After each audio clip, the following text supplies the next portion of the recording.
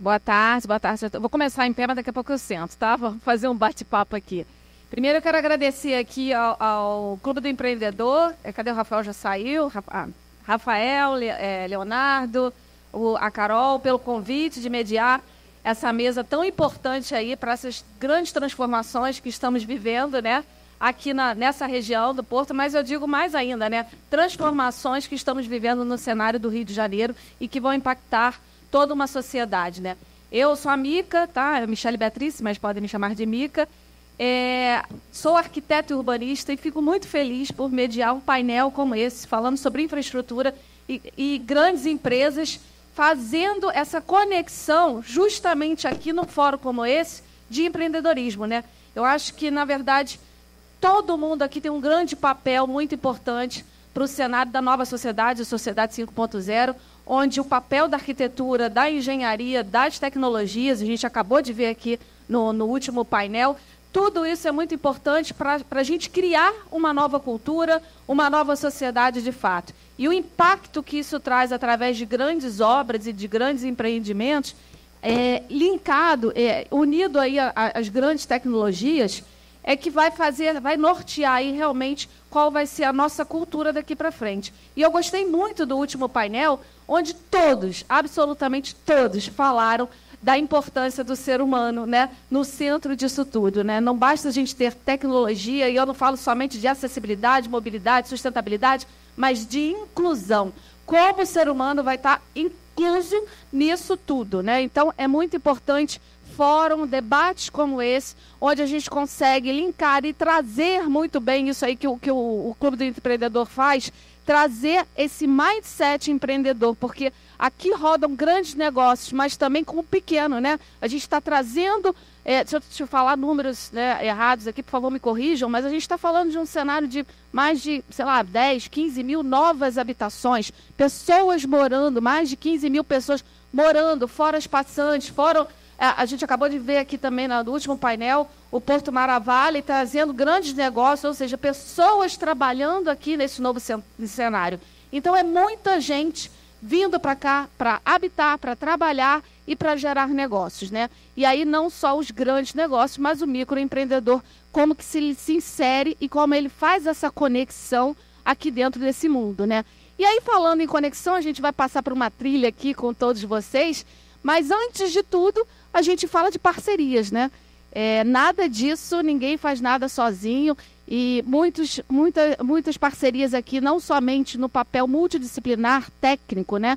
A gente fala de engenheiros, de arquitetos, de economistas, cadê Karina? De advogados, está todo mundo aqui no papel multidisciplinar, mas também grandes e importantes parcerias público e privadas para que, de fato, tudo saia do papel, né? A gente precisa mudar a legislação, até a legislação foi mudada para incorporar um novo cenário de habitação, de moradias. Isso tudo é necessário um grande empenho e uma grande conexão de parcerias. Por isso mesmo que eu chamo aqui para a nossa primeira palestra, né, primeiro bate-papo aqui, Gustavo Guerrante, para falar justamente sobre essa parceria público-privada.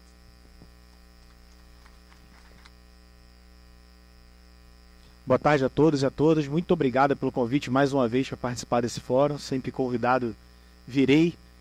Aproveitar que eu sou o primeiro, então eu tenho mais tempo. E depois eu consumo o tempo dos outros. Vou fazer aqui um apanhado, né? Acho que voltar um pouco no tempo, tentar voltar não tanto, ser rápido, mas resgatar um pouco de dois momentos bem diferentes. Falando aqui particularmente do Porto Maravilha, né? Que a gente teve basicamente duas fases aí. A gente teve uma fase lá de lançamento que o Rio de Janeiro vivia uma fase muito positiva, o Brasil inteiro, muito crescimento. Depois a gente teve uma fase muito difícil, o Brasil inteiro viveu isso. O Rio de Janeiro um pouco depois, por conta das Olimpíadas, ainda segurou um pouquinho, até 2016, mas depois entramos também na mesma fase crítica que o Brasil estava na ocasião.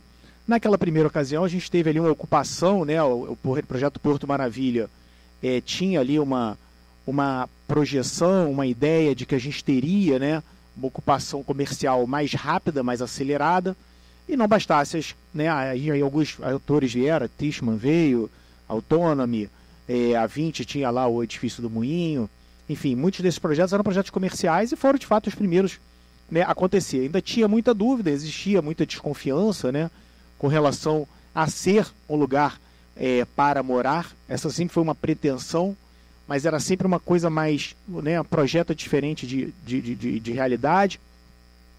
E isso acabou acontecendo nessa segunda fase. Teve aquela primeira ocupação em que a gente tem uma ocupação mais comercial de fato, e tem uma segunda fase, enfim, pós-crise, que percebe-se o valor de você ter, morar, né, numa região já com a infraestrutura preparada, muito próxima do centro da cidade.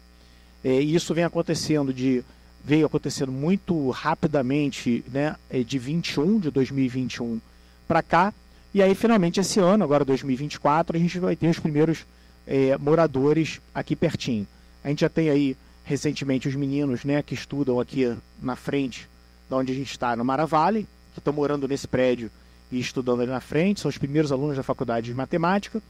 E aí entra nesse ponto em que, dessa fase nova, né, dessa fase pós-crise, de 21 para cá, e com essa aceleração das moradias, em que a gente percebe também, quando eu digo a gente, a prefeitura também percebe que a gente precisa sempre dar uma centelha para que isso aconteça, né? Para que essa ocupação aconteça. Então a gente tem que dar alguma espécie de incentivo, alguma espécie de benefício para mostrar que a prefeitura está junto nesse jogo, está correndo junto esse risco, vamos dizer, por assim dizer, né?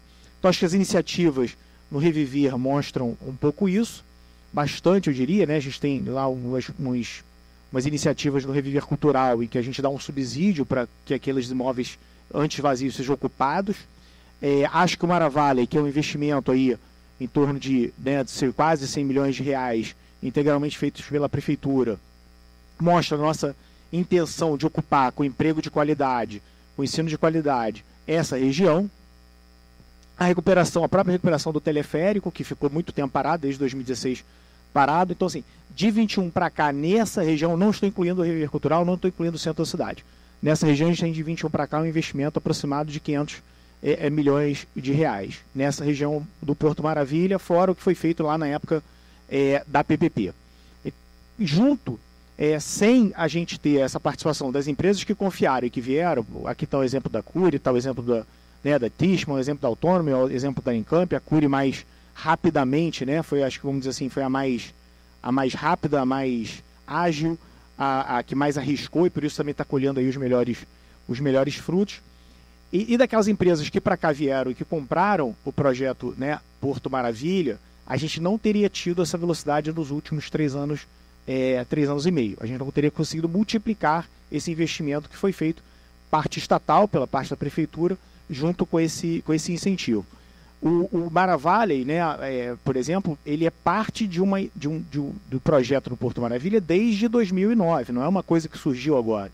Né? A gente sempre teve a intenção de que o Porto Maravilha fosse no Rio o local para empresas de tecnologia. Por isso que houve a aprovação de uma lei de ISS Tech, né, que é uma redução de ISS para a região. Isso tem trazido empresas para cá. Manter esses empregos de qualidade nessa região e no Rio de Janeiro. A gente perde muito emprego, muita mão de obra qualificada para as outras cidades. Né? A gente passou a perder não só para São Paulo, mas perder para outras cidades do tipo Curitiba, Florianópolis. Também a gente conseguiu mapear isso muito em função de empresa de tecnologia, e isso ficou muito mais fácil também, convenhamos, pós-Covid, em que essa é uma grande incerteza com relação a esses grandes empreendimentos comerciais e locais de moradia. Isso tornou um pouco muito mais versátil. Né? A gente percebeu que essa ocupação de lajes de 10 mil metros, 5 mil metros, mudaram muito o comportamento.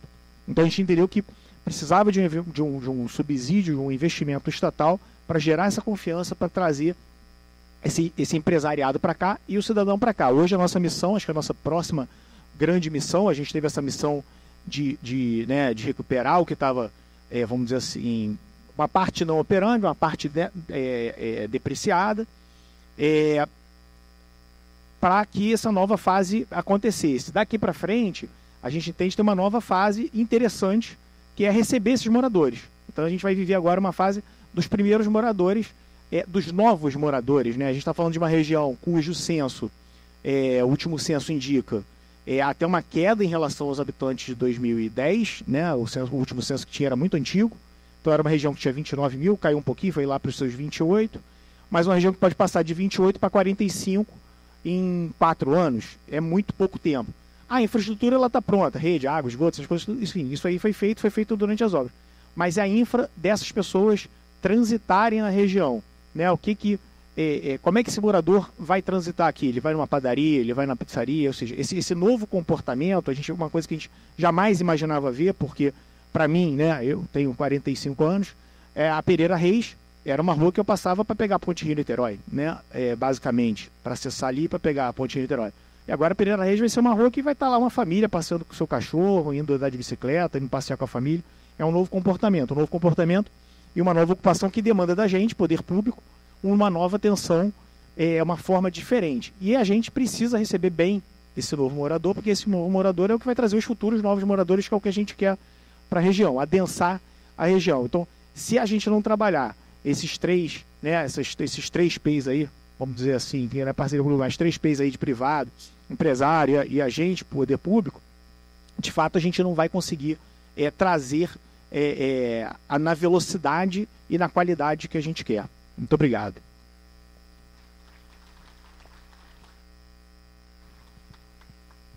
Obrigada, Gustavo. E é exatamente isso, esses novos moradores vindo para essas novas unidades habitacionais, né, a gente precisa entender um pouquinho como isso foi pensado e planejado. Então eu chamo aqui agora o Leonardo Mesquita, vice-presidente de negócios da Cury, para falar um pouquinho sobre esse escopo de vocês dentro desse grande universo aí que vocês estão trazendo para a gente.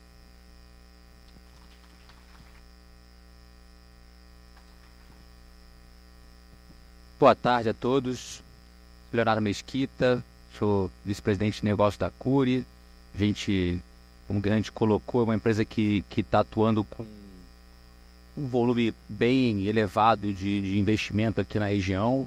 Isso em função como o Guerrante contou um pouco da história de como isso aqui começou, e quem trabalha no mercado imobiliário, e principalmente aqui no Rio de Janeiro, sabe o quanto é difícil a gente encontrar em muitos lugares dentro do Rio, lugares com a infraestrutura que existe aqui hoje. Então hoje a gente teve uma reformulação toda dessa região, e você teve uma tentativa de iniciativa via o setor de unidade comercial, que acabou, em função da crise, tendo algum problema. A gente vê a situação que hoje até o próprio centro do Rio está num momento pior do que era em relação à ocupação comercial, e a gente acabou entrando aí, e não foi só uma situação, acho que casou muitas coisas aqui. Hoje, talvez se a gente falasse isso há 15 anos atrás, não era tão forte hoje o conceito. Quando você vai para São Paulo, por exemplo, você tem hoje, o que mais se fala é tentar a reocupação do centro de São Paulo, de como aproveitar a infraestrutura que está instalada, e a gente há 15, 20, 30 anos no mercado imobiliário, a gente tinha uma concepção de mercado no qual a gente buscava o conforto, a tranquilidade e o afastamento dos grandes centros, né? A gente tinha uma lógica diferente, e que hoje, acho que essa região, centro do Rio, essa região, Zona Norte, ela acaba se encaixando muito no que a gente hoje entende como uma cidade melhor. O Rio de Janeiro era uma cidade que não sofria tanto, por exemplo, com trânsito, e hoje é uma cidade que, mesmo após, quando se fala, diminuiu a ocupação do centro pela parte comercial, o trânsito continua bem elevado. Então você tem um problema de transporte que demanda um investimento muito grande, que hoje atrapalha a locomoção dentro da cidade. E a gente teve, eu acho que assim, o Porto acabou virando uma grande oportunidade. Dificilmente você vai encontrar uma região central de qualquer lugar, qualquer grande centro mundial, que você tenha passado por essa reformulação, e você tenha... O que é hoje o grande desafio, por exemplo, do centro? É você fazer retrofit, porque são unidades que já estão lá estabelecidas, você tem que retrofitar isso e você vai tendo uma escala para que isso aconteça. E aqui no Porto, a gente acabou tendo uma oportunidade de sair do zero, de terrenos. Então, mesmo com tudo isso que a gente fala que foi feito, quando você anda por aqui, você vê que ainda existe uma quantidade de terrenos gigante, o que permite que esse desenvolvimento que está acontecendo, no volume que está acontecendo, continue ainda em elevada escala.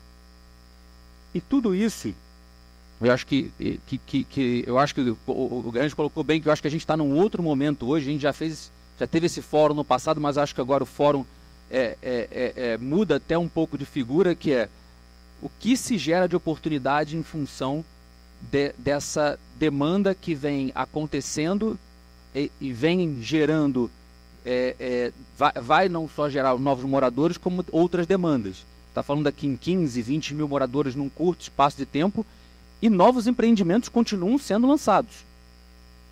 Então, é uma situação na qual acho que é irreversível. Agora é como a gente vai lidar com isso. Temos uma série de situações, uma série de iniciativas. A gente tem uma praça sendo construída aqui atrás do Rio Ander. A gente tem uma medida junto com a CCPAR de replantio de árvore na região, porque para conseguir ver se a gente consegue melhorar a parte arbórea da região, que hoje não é a ideal. A gente tem iniciativas com a CCPAR de reformulação das ciclovias da região, para tentar também fazer com que a região consiga ter de fato essa interligação com o centro, não apenas via VLT, mas também que a bicicleta seja um modal de transporte aqui muito utilizado. Mas eu acho que assim, é um momento até de apreensão aqui. Todo mundo que acho que está aqui, durante muito tempo a gente brigou para que trazer população para o centro, trazer população para o Porto, e agora a gente vai lidar com essa população. Então esse agora talvez seja o grande desafio do momento, a gente fazer com que essa população consiga não só viver, mas também interagir com essa região que é tão rica em cultura, em arte, em história. Então isso também é um outro desafio da gente conseguir fazer com que essa população que aqui existe, que tem uma história cultural, uma história de Rio de Janeiro muito forte, possa também interagir com essa nova população que está chegando, e a gente consiga aqui criar um bairro, esse grande centro se torne um bairro que seja mais acessível para as pessoas, que a gente consiga ter mais oportunidade aqui para as pessoas, e que a gente consiga realmente, de fato, viver esse mundo novo de uma cidade que você consegue não ter que se locomover muito para conseguir fazer as coisas do dia a dia. Então, assim, eu acho que eu acabei aqui falando um pouco de como a gente chegou até aqui. Eu acho que a Cury foi fazendo no dia a dia os empreendimentos, entendendo a necessidade, fazendo com que... Porque o primeiro era quase que um laboratório ali do que viria, quem viria, quem gostaria de morar aqui. E aí, à medida que as coisas foram acontecendo, a gente foi trazendo. Hoje, todos os empreendimentos novos, você tem comércio embaixo. Os empreendimentos, eles já têm... Hoje, quem andar por aqui, deve ter algo em torno já de umas 40, 45 câmeras espalhadas na região para monitoramento. Então, assim, a gente vai agora, acho que, com os novos moradores, entendendo quais serão as demandas que virão, para que a gente possa efetivamente tornar esse bairro um bairro bom de morar fora do papel, né? Acho que esse agora é o grande desafio. Obrigado.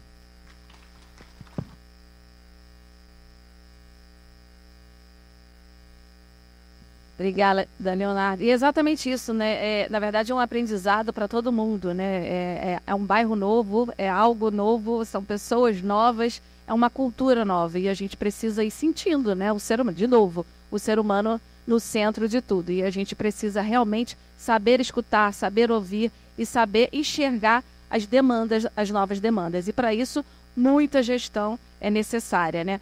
Então, já falando na parte de gestão, posso chamar aqui, então, o Eduardo Olho para a gente falar um pouquinho sobre isso?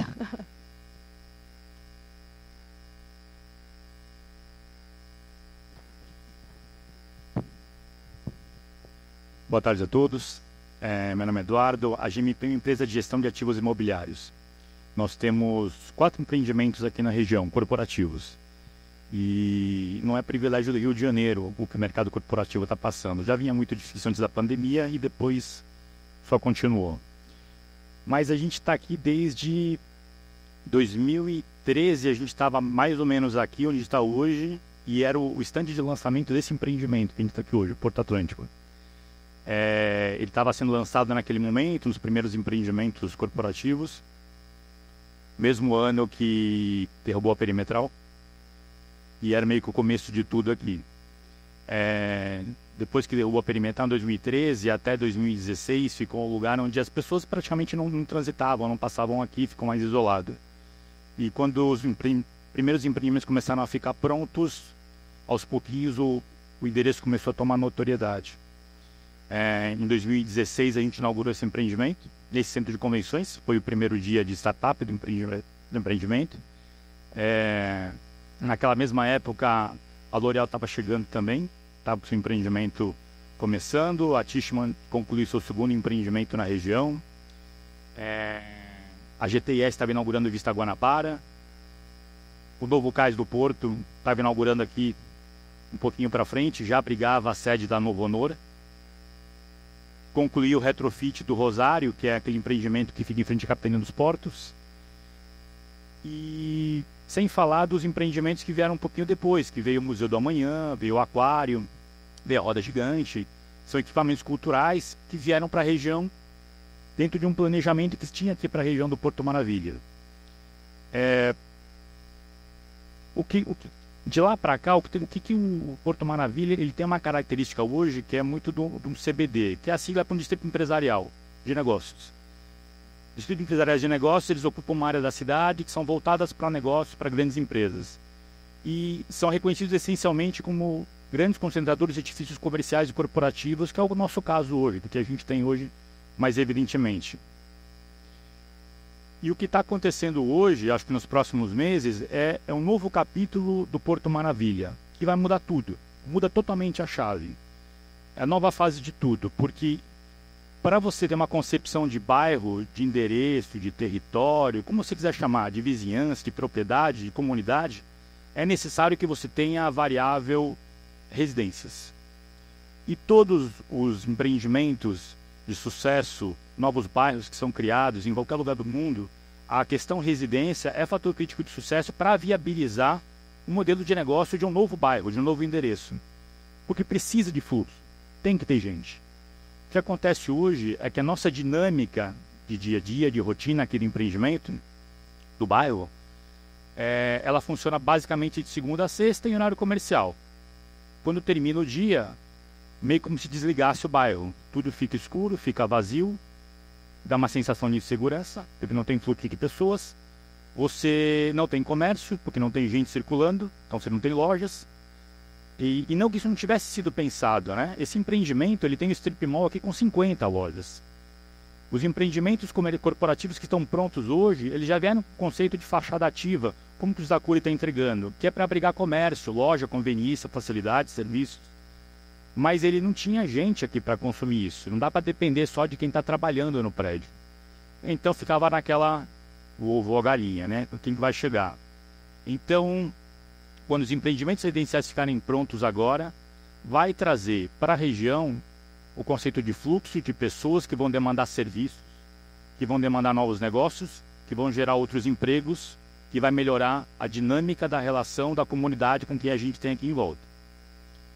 A gente está aqui ocupando um espaço que já existia e a gente, desde que inaugurou as operações aqui, sempre procurou ter uma relação muito próxima com o entorno. E uma relação próxima ao entorno efetivamente gerando emprego. Então a gente procura sempre contratar mão de obra local. A gente procura ter um indicador que seja algo perto de 30%. Esse empreendimento aqui, por exemplo, ele tem quase 40% de toda a mão de obra que opera o empreendimento, ela é local, ela é do entorno. Isso tem ajudado muito na relação também com o entorno, com a comunidade, com quem está em volta, e cria um senso de pertencimento muito forte.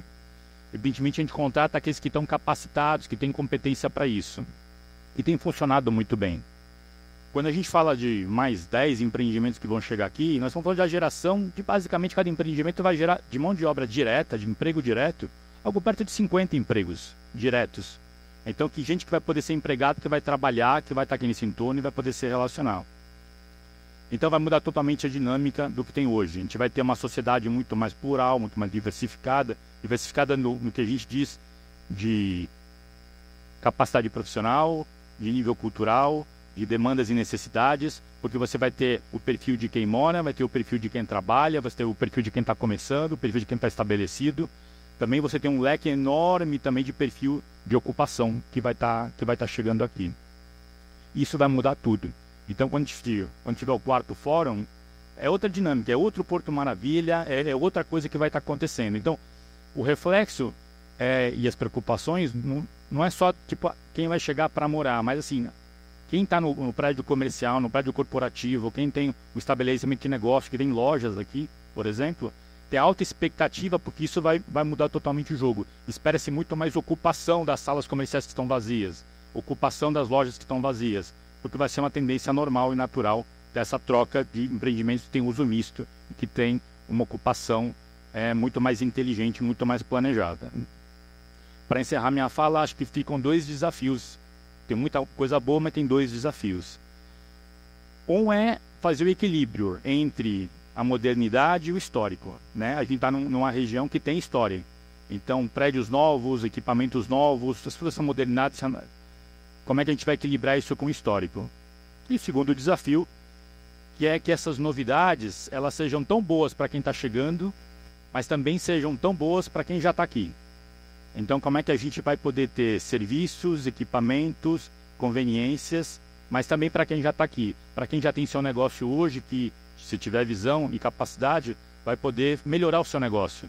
Então, hoje já existem padarias, lojas de material de construção, pequenos negócios, mas muito informais ainda, relativamente amadores. Eles vão concorrer agora com quem está chegando. Quem chega agora para ocupar essas lojas que estão prontas, esses prédios tão bonitos que estão montados, vai chegar com competição. Então, quem está hoje também vai ter que se preparar muito para essa nova fase, para esse novo capítulo do bairro que vai muda agora no final desse ano. Era isso, pessoal.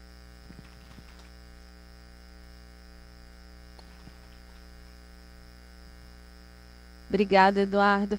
E eu, como arquiteta, então aqui o Aníbal também, a gente gosta muito de ouvir exatamente o respeito e a preservação da nossa história. Muito bom ter ouvido isso de você aqui hoje.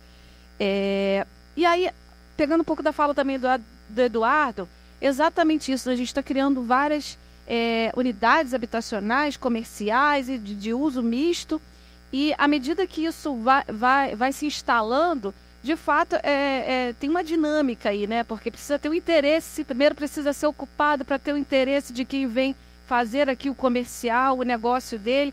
Como que se dá essa dinâmica no campo do mercado imobiliário, né? Porque tudo tem um time, né? E aí, qual é esse time? Então, eu chamo aqui para falar sobre isso o Cláudio Castro, sócio-diretor da Sérgio Castro Imóveis.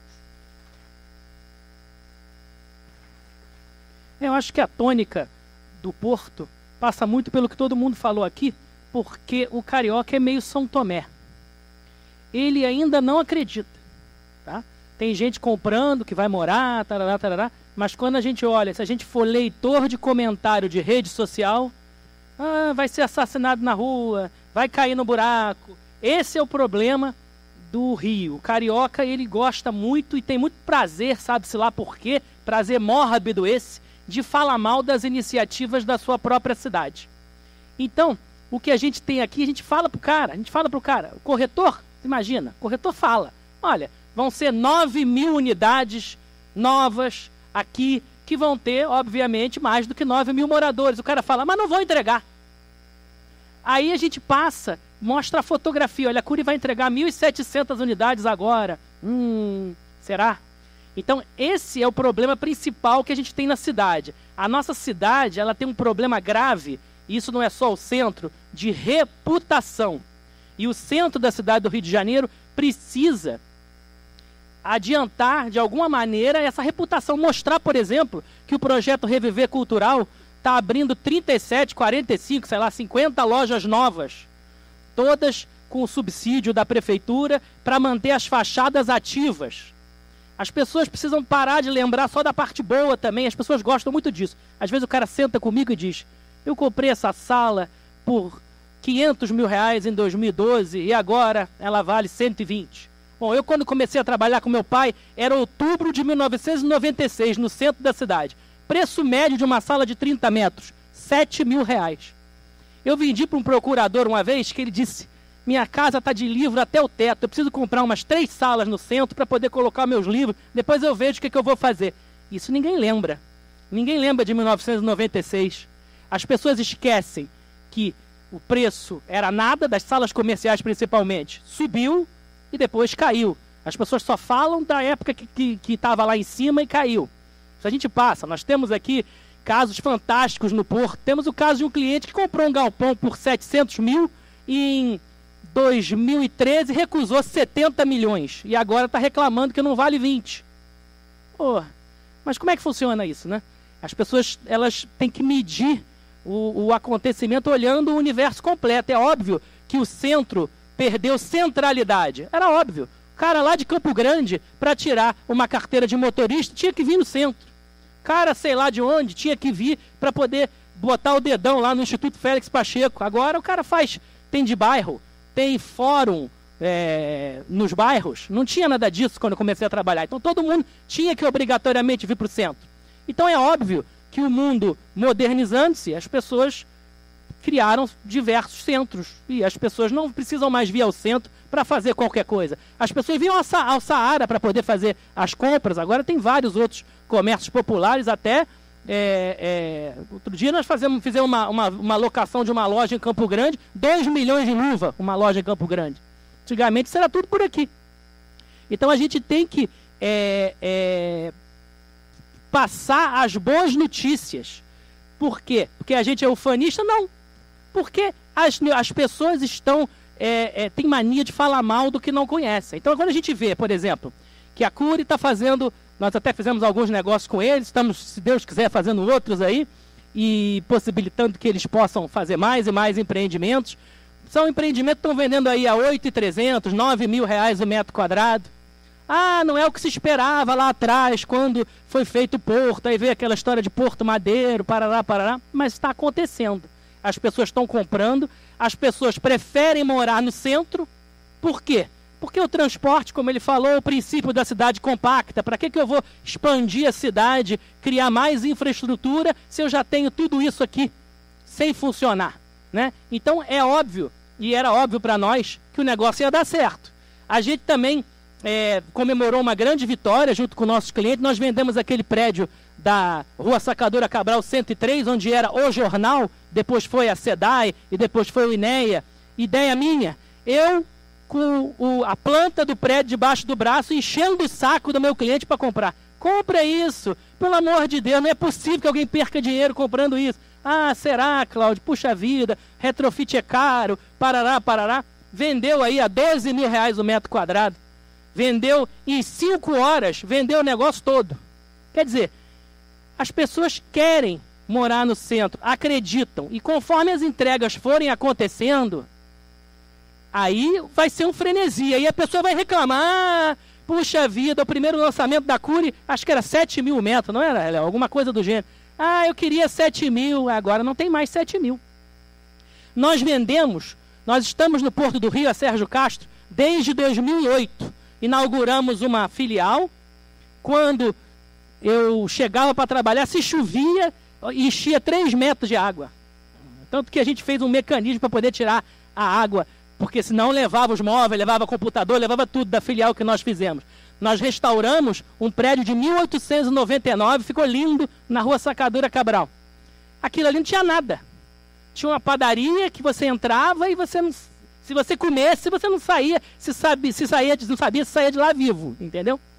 Agora, hoje você está vendo negócios sendo criados. Tem cliente nosso que alugou andar em prédio chique, aqui do Porto que diz que pede iFood e entrega, ele pede estrogonofe e recebe hambúrguer. E por quê? Porque é tanta gente comprando no iFood, porque não tem restaurante suficiente para todo mundo, que as pessoas se engalfiam pelos pacotes e o cara que é vegetariano acaba comendo carne de porco. Então, realmente, a gente precisa ver que existe uma carência de restaurantes, existe uma carência de escolas. Todos os comerciantes que são atendidos pelos nossos corretores falam a mesma coisa que ele falou. Mas eu vou abrir esse comércio aqui agora e não tem ninguém para comprar. Mas agora o aluguel da loja é 5 mil. Daqui a pouco vai ser 30. Aí o cara vai reclamar do aluguel. Fica naquela história. Nós, com muito trabalho, conseguimos alugar uma creche no Santo Cristo. Um prédio enorme. Aluguel 4 mil. De um prédio de 1.000 metros quadrados. A pessoa se adiantou, vai fazer obra, vai abrir. É isso. As pessoas têm que começar a notar que está chegando a hora. E quando essas pessoas vierem morar aqui, não vai ter mais reclamação. Nós vendemos de 2008 até 2023 134 sobrados históricos nessa região. Essas pessoas, algumas compraram, foram morar. Tem uns gringos que eu nunca mais me esqueço, foram morar lá. Eu não acreditava. Os caras compraram 2 sobrados históricos na Rua do Livramento e foram morar lá, fizeram uma pousada. Outros estão guardando para poder alugar mais caro depois. Coisa do mercado imobiliário. Mas tem gente que já investiu e essas pessoas vão ter o resultado. E esse resultado vai vir principalmente quando inaugurados os edifícios, os novos apartamentos. Essas pessoas efetivamente vão estar morando aqui, vão circular, e aí o cara vai ter que levar o cachorro no veterinário, o cara vai ter que levar a filha no médico, o cara que vai ter que ir fazer um exame no laboratório. É lógico que o centro da cidade está, ainda mais depois da Orla Conde, lindamente interligado à nossa região do Porto, tanto que eu sou provedor de uma igreja histórica na Rua do Ouvidor, a igreja de Nossa Senhora da Lapa dos Mercadores. E eu já vejo as pessoas andando de skate, passeando dessas bicicletas modernas que tem elétrica. Eu já vejo o pessoal rodando a região do centro, Guerrante, como se fosse uma coisa só. O cara começa aqui no Porto, naqueles galpões com aquelas pinturas, e já termina na Praça 15, nos bares, que já tem o seu dia de maior movimento no sábado. Antes disso, no centro antigo, no centro pré-pandêmico, digamos assim, o melhor dia dos bares era sexta-feira. Agora o melhor dia dos bares é sábado. Por quê? Carioca tá vindo. Quem vai falar da Prainha também? A Prainha é um negócio incrível. O Largo de São Francisco da Prainha, que metade pertence a uma ordem religiosa, a outra metade a diversas pessoas. É um lugar que está habitado, que está rendendo, que o carioca está visitando, que o turista está gostando, que o inglês lá na Inglaterra está escrevendo, dizendo que é o lugar mais legal do mundo. Então, é uma coisa que a gente pode notar. Agora, o que a gente precisa ter, se a gente conseguisse ter, e isso deve ser o sonho de todo mundo que está nessa mesa aqui, é segurança jurídica. Eu queria poder comprar um prédio que eu tirei a consulta daquele prédio e disse: esse prédio pode ser demolido e aqui pode fazer 23 andares. Então, quando você faz essa consulta, você tem o papel na mão, você compra e você faz o quê? Você faz os 23 andares que estava escrito ali que você podia fazer. Agora, a gente é totalmente a favor da manutenção do patrimônio histórico. Agora, você não pode comprar um prédio caindo aos pedaços, podre, dos anos 40, e receber o papel dizendo que aquilo ali integrou uma discussão na época do projeto Porto Maravilha e que ficou acertado que aquele entorno todo poderia ser construído. E chegar na hora não autoriza o empreendedor a fazer o prédio porque alguém tirou da cartola uma ideia sensacional. Esse país precisa ter segurança jurídica. Senão a gente vê os caras que estão comprando direto, botando dinheiro direto aqui, com medo. Mas como é que eu vou fazer? Veja bem, pensem bem. Se a única maneira que eu tenho de saber se eu posso construir um imóvel, um prédio, num imóvel qualquer que eu vou comprar, é tirar uma certidão antes, que vai me dizer se eu posso ou se eu não posso, como é que isso pode acontecer? Então a gente tem que pensar nisso também. As autoridades nossas, municipais, estaduais e federais, têm que trabalhar em conjunto para que essa região possa avançar com o mínimo de segurança jurídica. Porque a gente sabe as normas, e as pessoas inventam história. Ah, mas o monumento tal vai perder na Unesco a qualificação de monumento, mas está lá no projeto do próprio monumento, quando foi aprovado, que ia ter aqueles prédios ali no entorno. Então eu acho que se a gente conseguisse prezar por segurança jurídica, por segurança patrimonial também, porque nós temos aqui a Rua do Livramento. Quem tem coragem de andar na Rua do Livramento à noite? O que a prefeitura pode fazer? Pouco. Só acender a lâmpada para a gente ver o assalto. É a única coisa que a prefeitura pode fazer. Alguém tem que colocar algum tipo de vigilância para que a gente possa também pregar que a segurança em todos os lugares é minimamente razoável. Pensando, como ela disse, no ser humano. Aqui eu estou só falando de ser humano. Ser humano estar seguro financeiramente, ser humano ter a sua segurança pessoal minimamente garantida dentro de uma lógica, lutar contra alguns subusos que a gente ainda tem na nossa região. A gente tem muito ferro velho ilegal funcionando na nossa região. Na Rua da Gamboa a gente tem ferro velho ilegal. E como é que isso vai ser tratado? Porque tudo isso a gente sabe. O bom, o que eles estão construindo, de certa maneira expulsa o mal. Isso é uma lógica urbanística comum. Quer dizer, começa a ficar bom aqui, o cara que está fazendo coisa errada começa a ter que ficar mais longe. Mas a gente precisa ter alguma contribuição do poder público em relação a termos uma segurança lato sensu do ser humano e do capital do ser humano nessa nossa região do Porto Maravilha. Queria agradecer a todos e muito obrigado.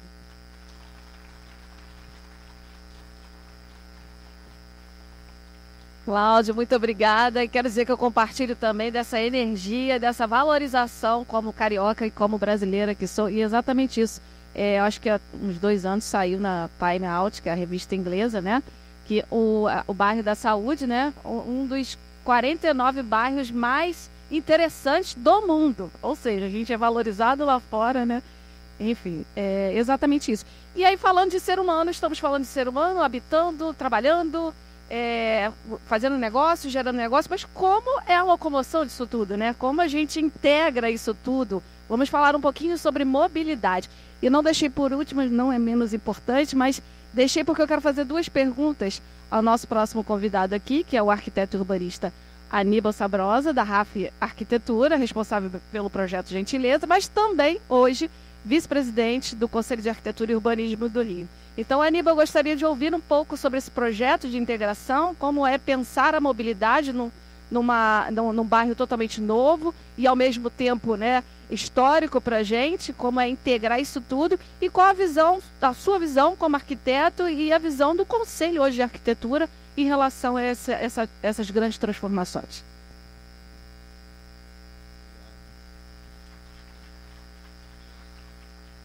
Bom, obrigado. Em primeiro lugar, acho que vai ser muito difícil falar depois do Cláudio, cara. Porque o cara entusiasmado, meu Deus do céu. E dar os parabéns aqui para a turma toda. A gente acompanha aí os desafios do Léo, do Guerrante há muito tempo também. E o Eduardo aí fazendo essa gestão maravilhosa. A gente poder estar aqui nesse lugar muito agradável.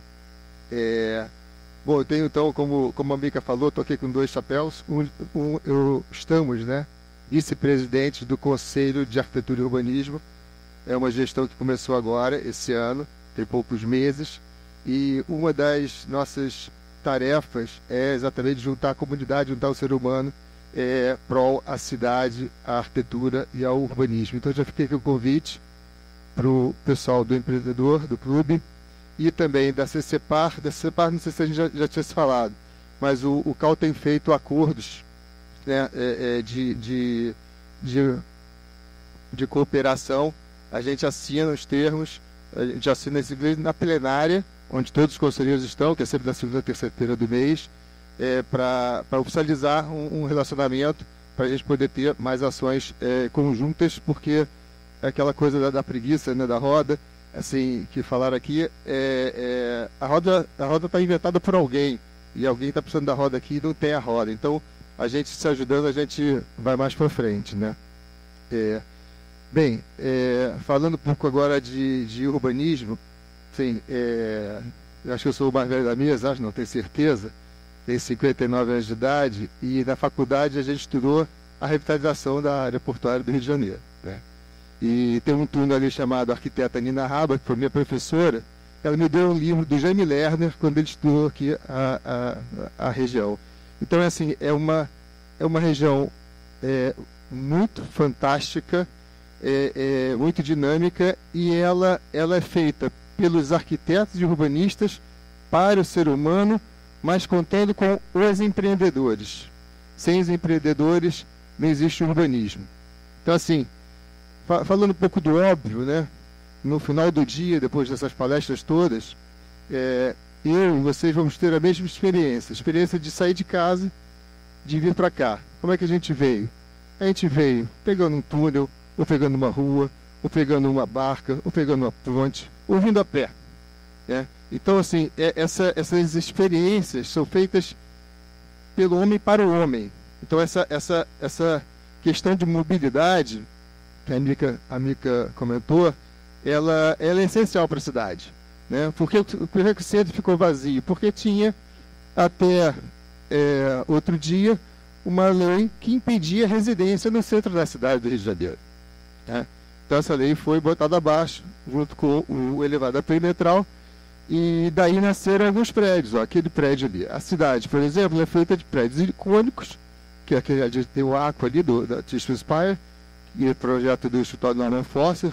Nós fomos o arquiteto local do projeto, e ao lado tem um prédio residencial, que está aqui responsável por ele, que também tivemos uma participação nesse projeto.